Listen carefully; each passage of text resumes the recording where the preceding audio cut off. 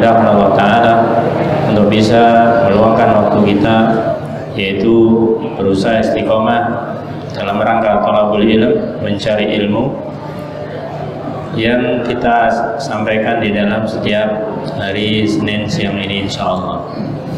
Kita lanjutkan, yaitu penyampaian tentang adab atau akhlak kepada Allah Subhanahu wa Ta'ala. Yang sudah kita sampaikan, adab atau akhlak kita kepada Allah adalah kita beriman dan tidak gugur. Kemudian adalah kita mensyukuri nikmat-nikmat Allah dan juga kita tidak mengkufuri nikmatnya. Kemudian yang ketiga yang sudah kita sampaikan, yaitu adalah kita zikrullah, mengingat Allah dan tidak melupakannya. Sekarang yang keempat, adab atau akhlak kita kepada Allah Subhanahu wa Ta'ala, yaitu taat, mentaati dan tidak maksiat. Taat lawannya adalah maksiat. Ketika seseorang dia dimudahkan Allah Subhanahu wa Ta'ala untuk melaksanakan ketaatan, maka dia dijauhkan dari yang namanya kemaksiatan. Tetapi sebaliknya, ketika seseorang itu dia terjerumus dalam kemaksiatan, maka dia jauh dari yang namanya ketaatan. Akan tapi yang namanya ketaatan dan kemaksiatan ini terkait dengan masalah iman. Oleh karena itu, di dalam pengertian yang namanya iman, maka kita dapatkan di antara para ulama memberikan pengertian iman adalah i'tiqadun bil qalb wa iqrarun bil lisan wa amalun bil jawarih. Kemudian ada lanjutannya, yaitu yazidu wa yanqus. Iman itu bisa bertambah dan bisa berkurang. Yazidu bit ta'ah wa yanqusu bil ma'siyah. Iman ini akan bertambah ketika melakukan yang namanya ketaatan. Wa yanqusu bil ma'siyah, dan akan turun iman ini ketika melakukan kemaksiatan. Jadi siapa yang melakukan ketaatan kepada Allah Subhanahu wa Ta'ala, ini semakin menambah imannya. Sebaliknya, ketika terjerumus dalam kemaksiatan, semakin turun imannya. Bukan imannya hilang, tidak, tapi naik atau turun, bertambah atau berkurang. Maka kalau kita ma'rifatullah, kita mengenal Allah Subhanahu wa Ta'ala, maka harus ketaatan ini yang harus kita perhatikan dan harus kita amalkan. Maka penjabaran singkatnya adalah kita selalu berusaha untuk mentaati Allah Ta'ala dan juga Rasulnya.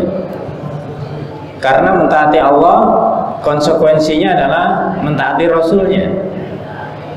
Mentaati Rasul, Rasul mengajarkan kita untuk mentaati Allah dan mengembalikan segala perkara yang diperselisihkan, dipertentangkan, diperdebatkan, itu semuanya kepada Allah dan Rasulnya. Allah berfirman di dalam Al-Quran surat An-Nisa ayat 59. Di sana Allah berfirman, ya ayyuhalladzina amanu, wahai orang-orang yang beriman, ati'ullaha wa ati'ur rasul. Taatlah kalian kepada Allah dan taatlah kalian kepada Rasul, yaitu Rasul sallallahu alaihi wasallam. Wa ulil amri minkum, dan juga ulil amr, yaitu ulama dan umara di antara kalian. Fa in tanaza'tum fi syai'in, maka jika ada perselisihan, jika ada pertentangan, perbedaan pendapat di dalam sesuatu, farudduhu ilallah. Kalau kalian ada perselisihan, kembalikanlah kepada Allah war Rasul, kepada Allah dan Rasulnya. In kuntum tu'minuna billahi wal yaumil akhir, jika kalian beriman kepada Allah dan hari akhir. Dzalika khairun wa ahsanu ta'wila. Yang demikian adalah lebih utama bagi kalian dan juga lebih baik akibatnya. Ayat ini jamaah yang Allah Subhanahu wa Ta'ala, yang pertama disebutkan mengenai ayat ini diserukan, diperuntukkan kepada orang yang beriman, bukan orang yang kafir. Karena orang kafir diperintahkan untuk iman dulu, untuk masuk Islam dulu. Kalau mereka belum iman, mereka belum Islam, ya ada gunanya amalan-amalan mereka. maka yang disuruh adalah orang yang beriman yang jelas-jelas sudah memiliki keimanan. Maka kalau kita mengaku sebagai seorang mukmin, ini diantara tugas kita. Ati'ullah wa ati'ur rasul. Taatlah kepada Allah dan taatlah kepada Rasul. Maka ketaatan di sini mutlak. Ketaatan adalah ketaatan yang mutlak, tidak ada yang namanya ruang untuk protes, bahasanya demikian. Mutlak. Apa saja yang Allah perintahkan wajib untuk ditaati. Apa saja yang Rasul perintahkan wajib untuk ditaati. Sebaliknya yang dilarang ditinggalkan. Karena lafadznya persis ati'ullah wa ati'ur rasul. Taatlah kepada Allah dan taatlah kepada Rasul. Ini tidak bisa diderajatkan. Taat kepada Allah dulu baru kemudian kepada Rasul. Lah, tidak semacam itu. Ketaatan kita kepada Allah Subhanahu wa taala menuntut kita juga taat kepada Rasul. Ketaatan kita kepada Rasul maka mengharuskan kita taat kepada Allah. Tidak bisa dipisah-pisahkan. Akan tetapi ketika ayat berikutnya wa ulil amri, ini tidak ada kata-kata ati'u, tidak ada kata-kata taatlah. Meskipun tidak ada kata ati'u, tapi ada wa dan, ya. Maka di dalam pembahasan jumlah Arabiyah, yaitu kalimat bahasa Arab, wa ini adalah merupakan atof, kata sambung, yang dimana wa ini menunjukkan kesejajaran, Makanya di awal dikatakan ati'ullah wa ati'ur rasul wa ulil amri minkum. Ini sejajar karena memakai wa, bukan summa, bukan kemudian. Kemudian ada derajatnya. Tapi perbedaannya ada kata ati'u. Ketika kepada Allah ati'ullah, kepada Rasul ati'ur rasul, kepada ulil amri wa ulil amri minkum. Maka maknanya ayyuhal ikhwah azaniyaskullah, kita harus tetap taat kepada ulil amri, tapi tidak mutlak. Ketika ulil amri ini di atas jalan yang hak, di atas jalan yang benar, yang dilakukan sesuai dengan Allah dan Rasulnya, ati'u, taatilah. Tapi ketika ulil amri ternyata dia menyimpang, dia tidak di atas jalan yang benar, tidak sesuai dengan Allah dan Rasulnya, ya jangan ditaati. Karena Rasul bersabda, la ta'ata li makhlukin fi maksiatil khaliq. La ta'ata li makhluk, tidak ada ketaatan kepada makhluk dalam rangka bermaksiat kepada Allah Subhanahu wa ta'ala. Oleh karena itu ya ikhwah azani wa azakullah, ketika kita memberikan ketaatan, maka yang paling utama adalah Allah dan Rasulnya. Kemudian berikut sini adalah ulil amr, menunjukkan bagaimanakah ulil amri memiliki kedudukan yang tinggi sehingga disejajarkan dengan Allah dan Rasulnya. Meskipun demikian, maka ketaatan kepada mereka itu adalah ketaatan dalam hal yang ma'ruf. Innamat ta'atu fil ma'ruf. Hanyalah ketaatan dalam hal-hal yang ma'ruf saja, hal-hal yang baik-baik saja. Nah, dalam kehidupan kita tahu bagaimanakah antara satu dan yang lain itu memiliki pendapat sendiri-sendiri. Makanya Allah jelaskan di sini, fa in tanaza'tum fi syai'in. Kalau kalian ada perselisihan pendapat, ada perbedaan pendapat, bahkan memiliki yaitu permusuhan ya satu dengan yang lainnya.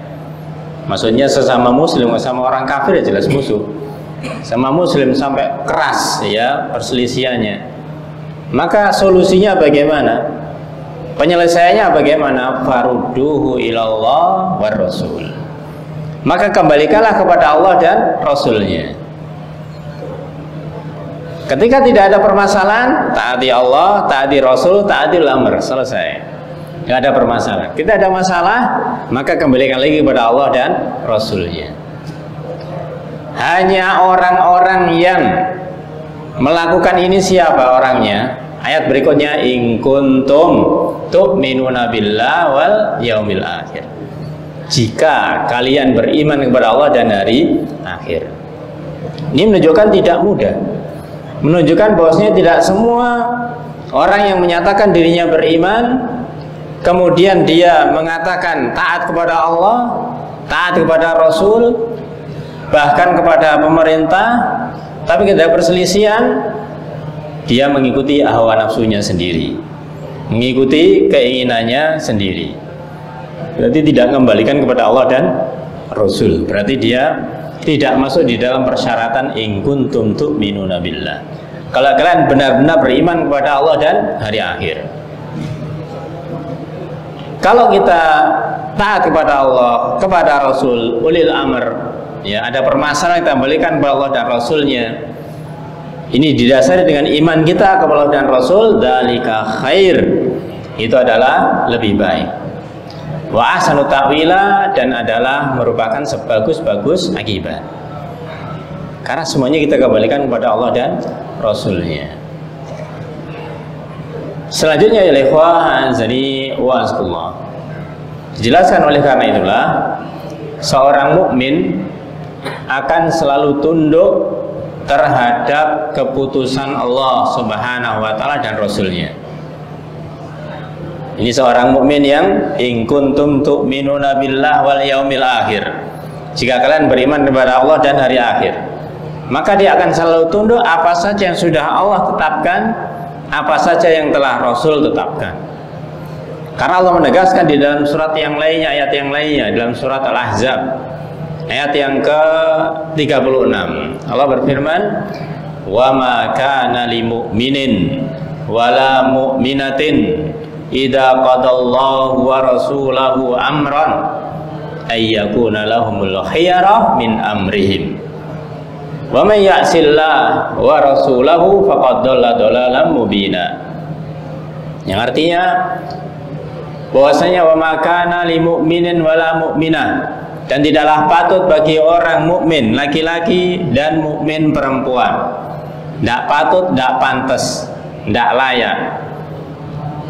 Kapan dia dikatakan orang yang tidak pantas, tidak layak? Idza qadallahu wa rasuluh, dan jika ketika Allah dan Rasulnya menetapkan amron, menetapkan suatu perkara, ayyakuna lahumul khiyarah min amrihim, sudah ditetapkan oleh Allah, sudah ditetapkan oleh Rasulullah SAW, tapi dia masih memiliki pilihan yang lain dalam urusan mereka.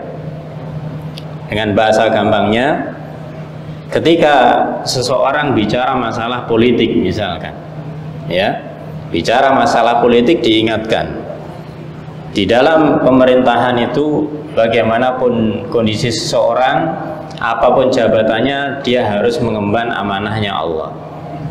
Itu harus ikhlas, harus jujur, ya, tidak boleh kadzib, tidak boleh dusta, tidak boleh ini, tidak boleh itu. Apa jawab mereka kadang-kadang? Sudahlah, jangan banyak ngomong, ya. Ini ngurusi negara, ini urusan politik, urusan besar, urusan yang besar. Tinggalkan dulu kalau membicarakan masalah, yaitu masalah agama, masalah aturan Allah dan Rasulnya. Jadi seakan-akan permasalahan politik tidak diatur di dalam Islam, disuruh meninggalkannya. Dia punya pilihan. Yang lebih baik adalah menurut teori ini, pendapat ini, pendapat itu. Oleh karena itu ya ikhwah azanakumullah, ini tidak pantas, tidak patut bagi seorang mukmin ketika memiliki pilihan lain setelah ada ketetapan dari Allah dan Rasulnya. Maka dia dikatakan wa may ya'sillah wa rasulah, siapa yang maksiat, durhaka kepada Allah dan Rasulnya, faqad dhalla dhalalan mubina, maka sungguh dia telah sesat dengan kesesatan yang nyata. Al-Imam Ibnu Katsir rahimahullah ta'ala menyebutkan dalam tafsirnya, ayat ini adalah ayat yang umum, mencakup semua perkara, yaitu jika Allah Subhanahu wa ta'ala dan Rasulnya telah menetapkan sesuatu, jadi apapun sesuatu itu, maka tidak ada hak bagi siapapun untuk menyelisihinya. Tidak ada hak bagi siapapun untuk menyelisihinya. Dan di sini tidak ada pilihan bagi siapapun, tidak ada yaitu dispensasi keringanan bagi siapapun.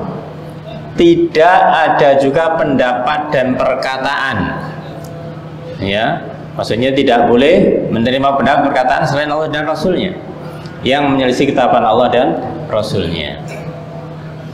Ayat ini ya ikhwah azani wa azakullah, ini merupakan ayat yang bagaimanakah kita itu diuji keimanan kita, diuji tentang keimanan kita, yaitu ketundukan kita kepada Allah dan Rasulnya. Diuji keimanan kita, bagaimanakah kita dengan ikhlas melaksanakan apa yang Allah perintahkan. Kita diuji keimanan kita untuk tidak kalah dengan urusan-urusan dunia. Maka ini adalah hal yang penting terkait dengan keimanan. Kita dalam setiap hari ini bisa dikatakan adalah diuji keimanan kita. Jangankan kita di dalam pekerjaan harian kita, di dalam majelis ilmu yang semacam ini juga kita juga diuji keimanan kita. Apakah ujiannya berupa yaitu kita bagaimanakah memiliki rasa butuh kepada ilmu. Iman kita itu bagaimana, ya, iman yang kita miliki sudah memunculkan rasa butuh kita kepada ilmu atau belum? Ini adalah ujian keimanan. Kemudian ketika kita sudah berada dalam majelis ilmu misalkan, apakah iman kita sudah mengantarkan kita untuk berusaha takhlis, berusaha membersihkan diri kita, yaitu dari pikiran-pikiran yang ada sebelumnya, yang bisa jadi ketika kita menerima ilmu kemudian kita bantah dulu dengan yang kita ketahui. Jadi bagaimanakah kita bisa membersihkan ilmu-ilmu kita yang sebelumnya kurang, sebelumnya salah, kemudian dikoreksi dengan ilmu yang kita terima dalam majelis ilmu itu. Intinya bahwasanya dimanapun kita berada itu adalah ujian. Karena Allah sendiri berfirman, alladzi khalaqal mauta wal hayata liyabluwakum ayyukum ahsanu amala. Bahwasanya baik itu kematian, kehidupan adalah merupakan ujian. Di antara kalian mana yang lebih baik amalannya. Ayo ikhwah azani wa azkullah. Yang terakhir kita sampaikan di sini, kita tidak melanjutkan kepada poin yang berikutnya, bahwasanya ketaatan ini adalah salah satu hal yang urgent, salah satu hal yang sangat penting. Pertama, ketaatan kita kepada Allah Subhanahu wa taala. Kemudian ketaatan kita kepada Rasul sallallahu alaihi wasallam, dan kemudian adalah pada ulil amr, yaitu pemerintah. Maka jangan sampai kita itu menempatkan yang salah. Menempatkan yang salah artinya ketika ada seseorang dia itu sebagai seorang pejabat pemerintah misalkan, ya, apalagi ketika dia itu masuk menjadi aparatur pemerintah ASN misalkan, ada sumpah, ya, ada sumpahnya harus begini dan begitu. Di perjalanannya melaksanakan pekerjaannya, ada yang namanya pekerjaan-pekerjaan ternyata dia tahu betul itu menyelisih Allah dan Rasulnya, menyelisih aturan Allah dan Rasulnya. Maka dia tentunya menjadi bingung, saya harus patuh kepada atasan saya ataukah kepada agama saya, Allah dan Rasulnya? Maka ini jawabannya adalah jelas, ya, sebagaimana ayat yang kedua tadi itu, kalau Allah dan Rasulnya telah tetapkan, tidak boleh ada pilihan, tidak boleh ada pilihan. Meskipun secara lafaz mungkin dia mengatakan, loh, saya kan aparatur pemerintah, saya adalah ini dan itu, saya tidak bisa untuk meninggalkan ini karena memang taat kepada atasan itu juga diperintahkan, karena ini adalah ulil amr. Maka ingat, innamat ta'atu fil ma'ruf, bahwasanya ketaatan dalam hal yang ma'ruf, bukan yang mungkar. bukan yang maksiat, apalagi kesyirikan. Oleh karena itu ingat, ketaatan ini syaratnya adalah fil ma'ruf, di dalam kebaikan, hal-hal yang ma'ruf. Maka tidak bisa diterima ketika alasannya ya ini karena memang sudah menjadi sumpah saya dan yang lainnya, ternyata mungkar. Ya sudah, antum pilih hawa nafsu antum atau pilih Allah dan Rasulnya, gitu saja. Kalau memang pilih hawa nafsunya ya sudah, nanti tinggal ditunggu aja. Semoga antum bisa sadar dan kemudian taubat. Kalau memilih Allah dan Rasulnya, maka itu adalah urusan dunia, pekerjaan adalah urusan dunia. Maka ketika meninggalkan yang salah atau yang haram, yang tidak boleh, yang syubhat, kemudian menuju yang jelas-jelas dibolehkan, yang halal, yang mendatangkan barokah, maka insya Allah Allah akan menjaga kita. Wa may yattaqillaha yaj'al lahu makhraja wa yarzuqhu min haitsu la yahtasib. Wallahu a'lam bishawab. Ini yang bisa saya sampaikan kesempatan kali ini. Insyaallah kita lanjut di waktu berikutnya. Kita akhiri subhanakallahumma bihamdika asyhadu alla ilaha illa anta astaghfiruka wa atubu ilaik. Assalamualaikum warahmatullahi wabarakatuh.